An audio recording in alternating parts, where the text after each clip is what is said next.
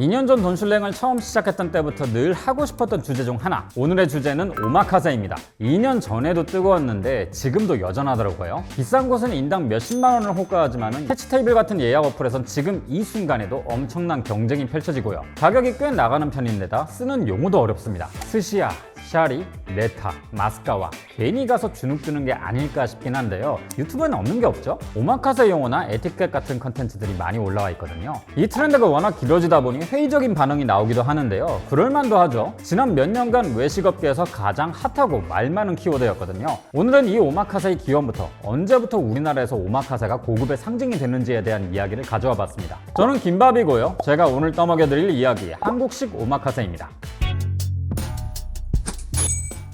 과거의 모든 식당이 오마카세였습니다. 맡기다라는 뜻의 오마카세는 말 그대로 내가 먹을 메뉴를 셰프에게 맡긴다는 뜻이죠. 이 오마카세의 정반대 개념도 있습니다. 오코노미인데요. 오코노미야끼 할 때 그 오코노미입니다. 좋아한다란 뜻의 코노무에 접두 오가 붙은 건데요. 오마카세와는 다르게 내가 좋아하는 메뉴를 골라 먹는 겁니다. 오코노미야끼도 양배추 반죽 위에 내가 원하는 토핑을 골라서 구워 먹는 거죠. 지금도 일본에서 스시를 먹으면 셰프가 오코노미와라고 묻는 곳이 있어요. 뭘 좋아하냐는 뜻이죠. 우리는 주로 오코노미식으로 음식을 먹습니다. 내가 먹고 싶은 걸 메뉴판에서 골라서 먹죠. 그러다 보니 이 오마카세가 특별하게 느껴집니다. 그날 가장 좋은 식재료를 이용해서 셰프가 알아서 만들어주는 음식, 어떤 음식이 나올지 기대되기도 하고 한정판이라는 느낌도 들거든요. 하지만 과거엔 오히려 오마카세가 더 익숙한 개념이었습니다. 메뉴판은 현대의 산물이라 할 수 있죠. 왜 그럴까요? 여러분들이 지금 당장 먹고 싶은 요리가 떠올랐을 때 웬만하면 지금 바로 먹을 수 있을 겁니다. 나가서 먹거나 배달을 시켜 먹거나 마트를 가면 재료들을 쉽게 살 수 있죠. 그런데 고기,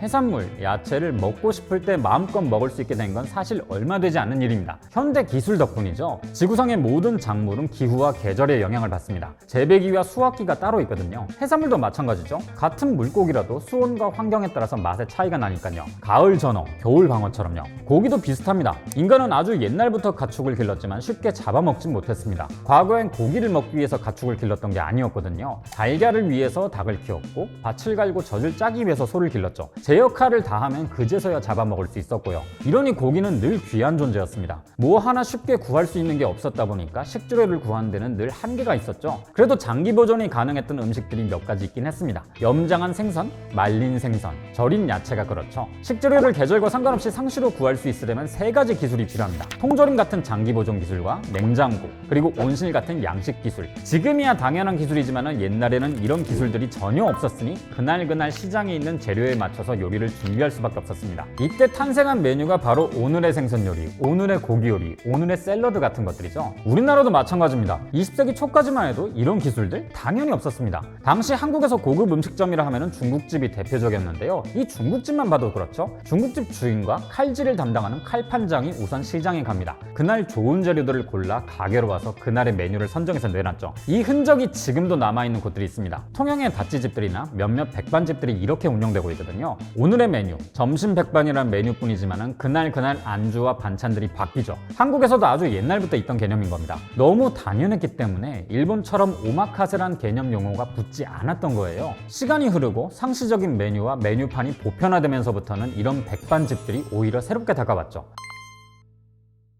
앞서 언급했던 통조림, 냉장고, 온실과 양식 기술이 본격화된 건 19세기 유럽에서부터입니다. 파스타와 피자가 대중화된 것도 이때쯤부터죠. 토마토 소스를 통조림에 담아서 팔았고 치즈는 이미 완벽한 보존식품입니다. 겉면이나 밀가루의 보존성은 말할 것도 없었고요. 이때쯤부터 우리는 원하는 메뉴는 언제든지 먹을 수 있게 됐어요. 메뉴판의 시대가 열린 거죠. 자, 다시 일본으로 넘어올게요. 셰프 특선, 오늘의 메뉴라는 개념은 원래부터 존재했던 개념이었는데 왜 하필 일본에서 오마카세라는 개념어가 생긴 걸까요? 반대로 생각하면 오마카세란 말은 원래 없었단 뜻이죠. 이 이야기는 스시, 초밥과 밀접한 관련이 있습니다. 오마카세 하면 가장 먼저 떠오른 건 초밥의 주가 되는 스시 오마카세입니다. 이 스시 오마카세의 시초라고 알려진 사람은 전설의 스시 장인, 스시의 신이라고도 불렸던 후지모토 시게조인데요. 이분이 활발하게 활동하는 20세기 중반 이전에는 오마카세란 개념어가 따로 있진 않았습니다. 이분에 대한 이야기를 하기 전에 이 스시에 대해서 잠깐 이야기해 드릴게요. 스시도 원래는 오코노미식으로 먹는 메뉴였습니다. 손님이 원하는 예민한 재료를 직접 주문하는 방식이었죠. 근데 생선은 육고기나 채소에 비해서 한나절 아니 반나절이면 상하기 시작하는 예민한 재료입니다. 그런데 어떻게 오코노미식으로 먹을 수 있었을까요?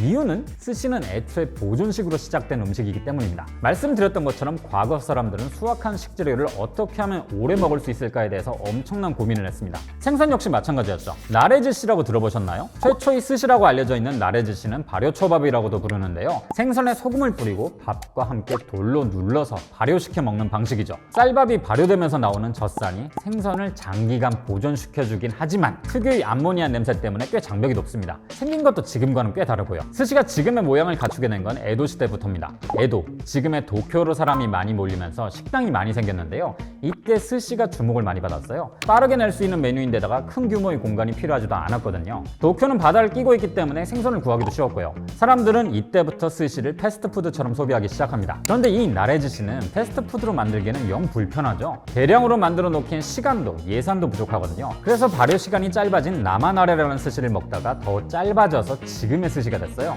재료를 발효시키는 대신 발효로 만든 식초에 생선을 담그고 밥에도 식초를 부어서 스시를 만들었죠. 시간이 지나 지금은 밥에만 초를 쓰고 있고요. 우리가 먹는 이런 스타일의 스시는 에도마의 스시라고 부릅니다. 에도마의 스시는 엄청난 속도로 대중화되기 시작했어요. 냄새도 별로 없는 데다가 빨리 만들 수 있었거든요. 그러는 와중에 일본 역시 냉장과 보존, 양식 기술이 발전했죠. 이때부터는 오히려 스시에 쓰이는 생선의 신선도가 중요해집니다. 빠르고 간편한 데다가 신선한 생선 요리, 스시는 전 세계적으로 퍼지게 되었죠. 만약 계속 발효 음식으로 남았더라면 아마 스시의 세계화는 이루어지지 않았을지도 모르겠네요.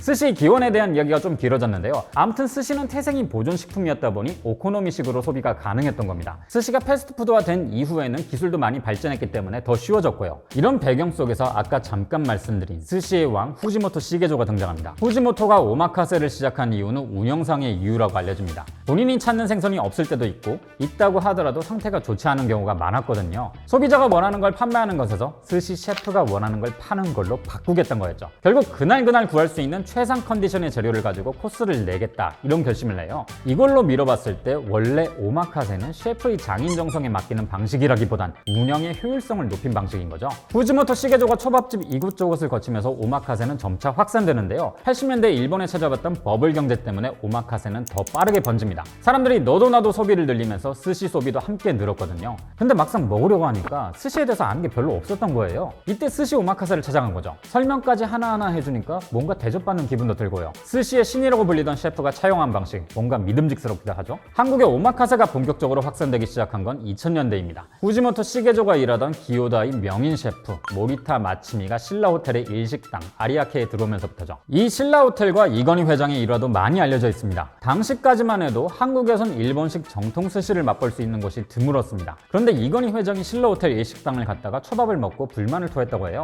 이건희 회장은 젊은 시절에 일본에서 오랜 기간 유학을 했었거든요. 신라호텔이 이걸 듣고 이건희 회장의 단골집이었던 기요다의 모리타 마츠미 셰프를 스카우트해온 거죠. 그리고 이 아리아케에 대항하기 위해서 조선호텔에서도 오마카세를 선보입니다.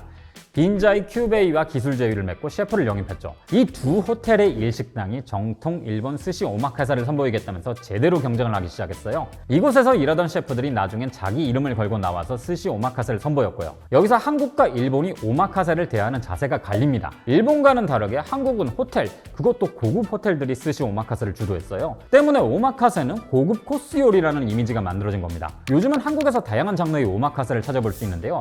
이들 가격이 높게 책정되어 있는 데는 이런 이유가 있는 겁니다. 하지만 이게 또 마냥 잘못되었다고 평가하긴 힘듭니다. 같은 현상이라도 사회적인 상황과 문화에 따라서 대접이 달라지니까요. 우리나라에선 소주가 굉장히 싸지만 해외에선 고급 지종으로 팔린 것과 비슷한 겁니다. 오마카세의 난립.